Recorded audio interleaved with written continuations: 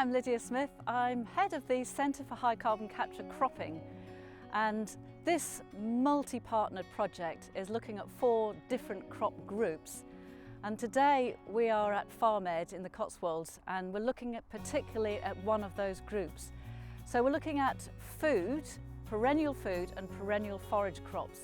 And the main sort of overarching reason for doing this is to find out what is the potential for carbon cropping in this crop compared to some others, and to quantify that. And it sounds like something that should be easy, but it really isn't, because if you're trying to find out what is the totality of carbon capture, we want to know what's happening above the ground, we want to know what's going on below the ground, and then temporarily we want to know how long is that going to last. So standing here, I'm in a perennial complicated herbal ley. It's been grazed recently, and so some of that biomass has gone into the sheep. A lot of it remains underground, but what is that? How long will it last?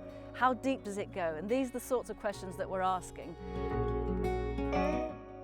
So I work on the Centre for High Carbon Capture Cropping project, which is a 4-year multi-partner research project funded by DEFRA and led by NIAB.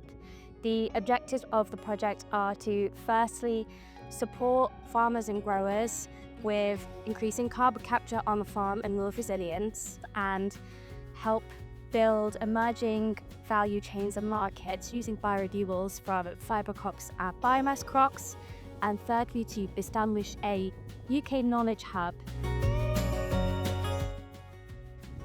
I'm Ellie Roberts. I'm the forage crop specialist at NIAB, and my role in the project is to look at the opportunities to capture more carbon in grasslands ranging from short-term leys to permanent pastures. Of course, this ties in quite nicely with herbal leys, but it's not only the complex herbal leys that give us the opportunities to capture more carbon.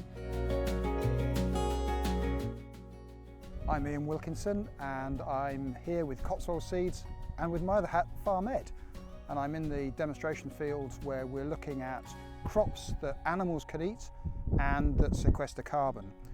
We're really interested to know how we can make more popular plants like this that we know, hypothetically, will capture more carbon from the atmosphere and fix it into the soil. So how does this system work? How can we maximise the potential of these crops into an arable farming system?